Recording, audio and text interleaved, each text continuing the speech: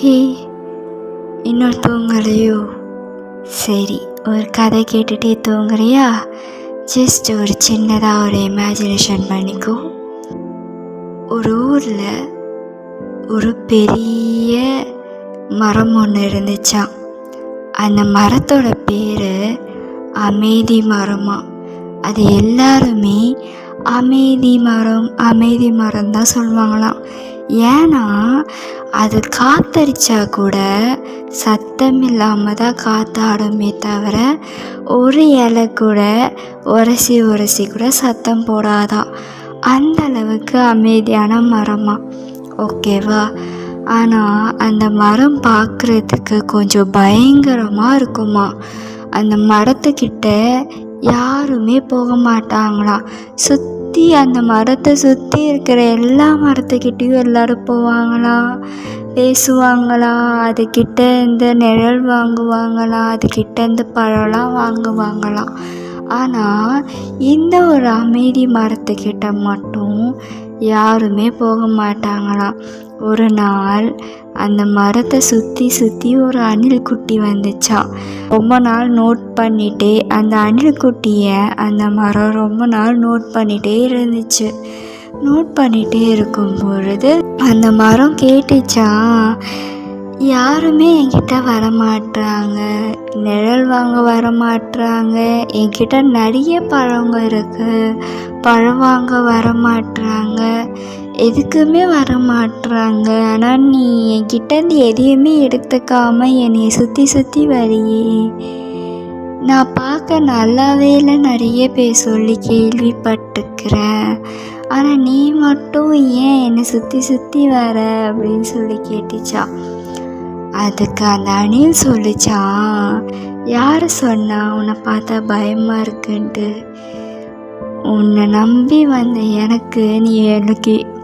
நம்பி வந்த எனக்கு எவ்வளோ பேர் உதவி பண்ணியிருக்க தெரியுமா அப்படின்னு அந்த அணில் குட்டி சொல்லும் பொழுது அந்த மரத்துக்கு ஒன்றுமே புரியலையாம். அந்த மரம் நம்ம என்ன பண்ணோம் அப்படின்னு சொல்லிட்டு சந்தேகத்தோடு யோசிக்கும்போது அந்த அணில் குட்டி சொல்லுதான், நான் என் குட்டிங்களோட தொலைஞ்சிட்டேன், ஏதோ ஒரு காட்டில் இறந்தேன், நான் நைட் ஆகிடுச்சி, என் குட்டிங்களை எங்கே சேர்க்குறதுன்னு கூட எனக்கு தெரியலை, அதுங்களை நான் எப்படின்னா பத்திரப்படுத்திடணுன்ட்டு அங்கங்கே தேடுறேன், எல்லா மரத்துலேயும் மனுஷங்க படுத்துட்ருக்காங்க அடியில், ஆனால் என் குட்டிங்களை வைக்கிறதுக்கு ஒரு பாதுகாப்பான இடமே இல்லை, மனுஷங்க படுத்துட்ருக்காங்க, மனுஷங்க படுத்துட்ருக்காங்க, மரத்தோட கிளைகள்லையாச்சும் என்னோடய குட்டிங்களை நான் சேகரிக்கணும்னு பார்த்தா ஒரு சில மரத்துலேருந்து பழத்தை பறிக்கிறேன்னு மரத்தை ஆட்டிகிட்டே இருந்தாங்க, ஒரு சில மரத்தை வெட்டிட்டாங்க, என்னால் என் குட்டிங்களை சேர்க்கவே முடியல.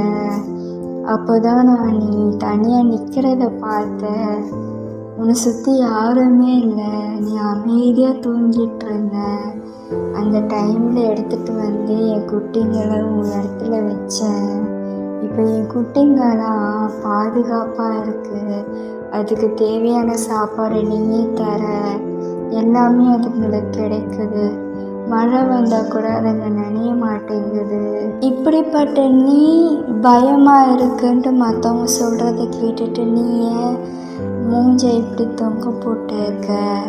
இது உனக்கு நல்லாவே இல்லை, நீ சிரிச்சிட்டே இரு, மற்ற யாருமே என் கூட இருக்க மாட்றாங்களே, எனக்கு நிழலுக்காக என்னை யாருமே யூஸ் பண்ணிக்க மாட்றாங்களே, என்னை யாருமே பழத்துக்காக எடுத்துக்க மாட்றாங்களே, என்கிட்ட நிறைய பழம் இருக்கே, நீ ஃபீல் பண்ணுற கரெக்டு, ஆனால் நீ ஒரு அற்புதமான விஷயம்ட்டு யாருக்குமே தெரியல, என்னுடைய குழந்தைங்களோட பசியை ஆற்றி இருக்க, என் குழந்தைங்களுக்கு ஒரு நிழலாக இருக்கு, என்னை விட நீ தான் பெரிய ஒரு தாயாக அந்த குழந்தைங்களுக்கு இருக்க, அது எனக்கு போதும், நாளைக்கு எனக்கு எதனா ஒன்று ஆனாலுமே நீ இருப்ப அதுங்களுக்கு, நீ அதை பார்த்துப்ப அப்படின்னு சொல்லிட்டு எனக்கு ஒரு நம்பிக்கை இருக்குது. இப்படிப்பட்ட நீ உன்னை எப்போவுமே துவந்து பேசாத அப்படின்னு அந்த அணில்குட்டியை அந்த மரத்துக்கிட்ட சொல்லிச்சா.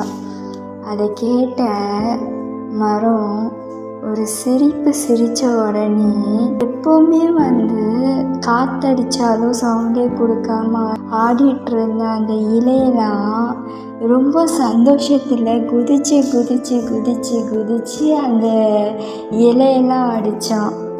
சந்தோஷத்தில் அதில் இருந்த பூக்கள் பழங்கள் அப்படின்லாம் அப்படியே சாக்லேட் ஷவர் மாதிரி கீழே விழுதாங்க. அந்த பழங்கள் எல்லாம் கீழே விழுது.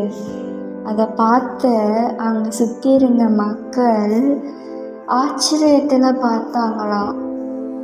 இந்த மரமா இப்படி பண்ணது, இந்த மரத்துலேருந்து இவ்வளோ பழம் கொட்டுதே, இந்த மரத்துலேருந்து இவ்வளோ விஷயங்கள் இருக்குது, இந்த மரத்துலேருந்து இவ்வளோ இலைகள் இவ்வளோ பூக்கள் கொட்டுதே அப்படின்னு சொல்லிட்டு அங்கே இருக்க மக்கள்லாம் ஷாக்கிங்கில் பார்க்குறாங்களாம்.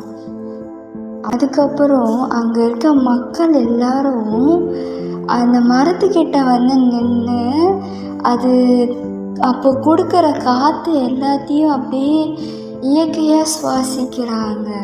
அந்த மரத்துலேருந்து உற்சாகத்தில் விழுந்த பூக்களெல்லாம் பார்த்து அங்கே இருக்க மக்கள்லாம் எடுத்து பார்க்குறாங்க. அதை ஸ்மெல் பண்ணி பார்க்குறாங்க. அவ்வளோ புனிதமான ஸ்மெல்லாக இருக்கா அந்த பூக்களை முகரும் பொழுது. அதுக்கப்புறம் அங்கே விழுந்திருக்க பழங்களெல்லாம் எடுத்து குழந்தைங்க அழகாக சாப்பிடுது, ருசிச்சு ஐயோ இந்த மாதிரி பழத்தை நான் இத்தனை நாள் மிஸ் பண்ணிட்டேன்னு பெரியவங்கலேருந்து சின்னவங்கள வரைக்கும் எல்லாருமே சொல்கிறாங்க.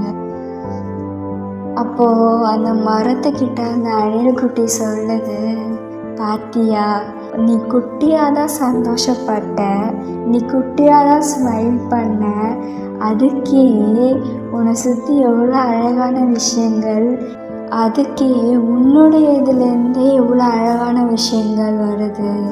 உன்னால் அது பாரு, குழந்தைங்க எல்லாரும் பழங்களை விரும்பி சாப்பிட்றாங்க, பெண்கள் எல்லாருமே பூக்கள் எடுக்கிறாங்க, எல்லாருமே உன்னோட இயற்கையான காற்றை சுவாசிக்க வந்திருக்காங்க. நீ உன்னையே சந்தோஷமாக பார்த்துக்கோ, கஷ்டங்கள் வரதான் செய்யும், ஏன்டா இப்படி அப்படின்னு நினச்சிக்கிட்டு இருக்கிற வாழ்க்கை இப்படி தான் இருக்க செய்யும்.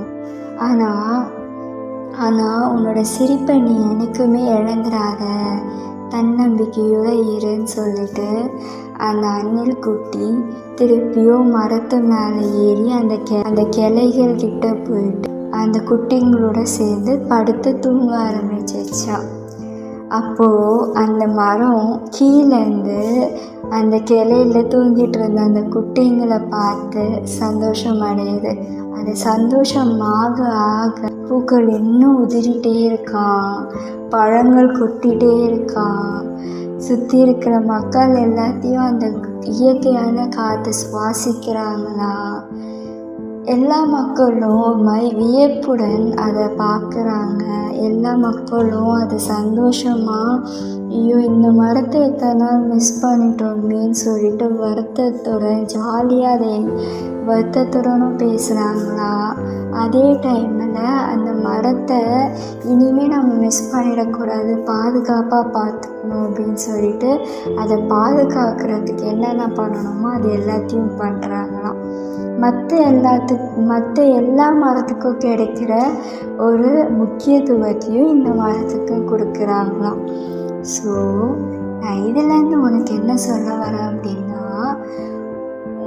நீ யாருன்னு உனக்கு தான் தெரியும், புரியுதா? மற்றவன் நம்மளை பார்க்கலையே, மற்றவன் நம்மக்கிட்ட பேசலையே, மற்றவன் நம்ம புரிஞ்சிக்கலையே அப்படின்னு சொல்லிட்டு நீ இருந்துகிட்டே இருந்தினா நீ உனக்குள்ளேயே உன்னோட சந்தோஷத்தை, உன்னோட சிரிப்பை எல்லாத்தையும் அடக்கி வச்சிடுவ, புரியுதா? இனி நீ அப்படி பண்ணாத. யார் என்ன சொன்னாலும் பரவாயில்ல, உனக்கு என்ன சந்தோஷத்தை கொடுக்குதோ நீ அதை பண்ணு. கண்டிப்பாக ஒரு நாள் எல்லாமே மாறும். இப்போது நீ நிம்மதியாக போய் தூங்கு, காலையில் எல்லாமே சரியாயிடும். நம்பு, நல்லதே நடக்கும், புரியுதா? குட் நைட், பாய்.